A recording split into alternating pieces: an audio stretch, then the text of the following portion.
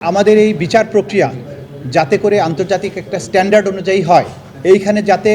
কেউ কোনো প্রশ্ন তোলার সুযোগ না পান, সেই কারণে আমরা এইখানে চিফ প্রসিকিউটরকে অ্যাডভাইস করার জন্য একজন ফরেন কনসালটেন্ট আমরা অ্যাপয়েন্ট করেছি চুক্তির মাধ্যমে, যিনি আমাদেরকে আন্তর্জাতিক স্ট্যান্ডার্ড অনুযায়ী এই বিচার প্রক্রিয়া চালিয়ে নেওয়ার ব্যাপারে, প্রসিকিউট করার ব্যাপারে যিনি আমাদেরকে সাহায্য করবেন। সেই কারণে আন্তর্জাতিক খ্যাতিসম্পন্ন একজন ফৌজদারি আইন বিশেষজ্ঞ, যিনি ফর্মার ইউগোস্লাভিয়ার ওয়ার ক্রাইমস এবং ক্রাইমস অ্যাগেনস্ট হিউম্যানিটি এইসব ব্যাপারে মামলা করার অভিজ্ঞতা সম্পন্ন, যিনি বিভিন্ন দেশে বিভিন্ন আন্তর্জাতিক ট্রাইব্যুনালে মামলা পরিচালনা করার তার অভিজ্ঞতা আছে বিশ্বব্যাপী।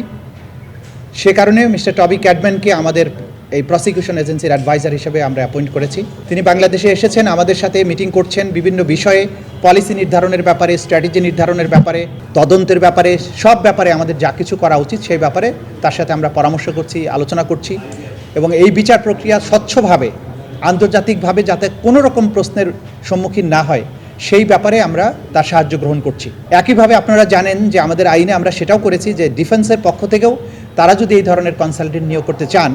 তাদের পক্ষে অ্যাডভাইস গ্রহণ করার জন্য সেটাও তারা করতে পারবেন, কিন্তু তারা কোর্ট রুমে লয়ার হিসাবে সরাসরি করতে হলে বার কাউন্সিলের পারমিশন ছাড়া করতে পারবেন না। তো টবি ক্যাডম্যান আমাদের পক্ষে আছেন, তিনি আমাদের অ্যাডভাইস করছেন। আজকে তিনি এসে আমাদের সাথে ফর্মাল মিটিং করেছেন। আমরা যে সমস্ত কাজ করেছি ইতিমধ্যে সেই প্রোগ্রেসগুলো সম্পর্কে জেনেছেন, তিনি ইমপ্রেসড বলেছেন আমাদের কাজ সম্পর্কে। তিনি এটাও বলেছেন যে যেগুলো সংশোধিত হয়েছে সেগুলো খুব কাজের হয়েছে, আরও দু একটা বিষয়ে আরও অ্যামেন্ডমেন্টের প্রয়োজন হতে পারে, সেই ব্যাপারে আমরা সম্মিলিতভাবে প্রসিকিউশন এজেন্সির সাথে, চিফ প্রসিকিউটরের সাথে পরামর্শক্রমে আমরা আরও কিছু বিষয় প্রপোজ করব, এটা তিনি বলেছেন। আর তিনি বলেছেন যে শেখ হাসিনাকে ভারত থেকে বাংলাদেশে আনার ব্যাপারে তিনি মনে করেন যে ভারত যেহেতু একটা ডেমোক্রেটিক রাষ্ট্র, তারা ডেমোক্রেসি এবং রুল অফ লয়ের প্রতি শ্রদ্ধা দেখাবেন এবং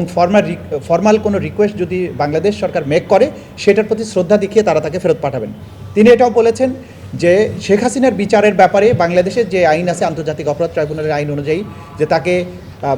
তার বিরুদ্ধে ফর্মাল চার্জ হওয়ার পরে তাকে যদি গভর্নমেন্ট অফ ইন্ডিয়ার কাছে রিকোয়েস্ট করার পরে যদি ফেরত না দেওয়া হয়, বাংলাদেশ সরকার তাকে ইন অ্যাবসেন্সিয়া ট্রায়ালের ব্যাপারে বিবেচনা করবেন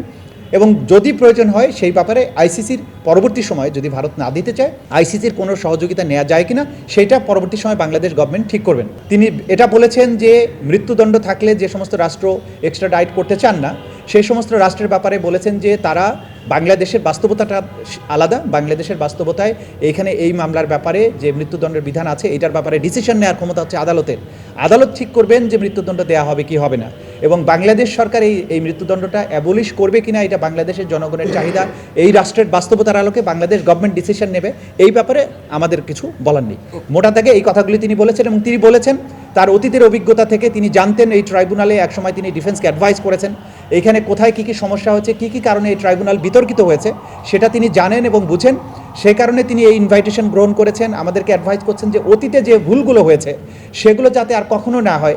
এবং ফ্রি, ফেয়ার এবং ইম্পার্শিয়াল একটা ট্রায়াল যাতে হয়, আন্তর্জাতিক মহলের কাছে গ্রহণযোগ্য একটা বিচার হয়, সেই ব্যাপারে তিনি প্রসিকিউশন এজেন্সিকে তিনি অ্যাডভাইস করবেন, সহযোগিতা করবেন। দুনিয়ার কাছে তিনি দেখাতে চান তার অতীতে তিনি বিভিন্ন সময় আইসিসিতে, তারপরে আইসিটিওয়াইয়ে তার যে অভিজ্ঞতা ছিল সেই অভিজ্ঞতার আলোকে এই ট্রাইব্যুনালকে তিনি অ্যাডভাইস করতে চান যাতে দুনিয়ার কাছে একটা গ্রহণযোগ্য বিচার হিসাবে এটা প্রতিষ্ঠিত হয়, সেই ব্যাপারে তিনি সব ধরনের তার প্রচেষ্টা অব্যাহত রাখবেন।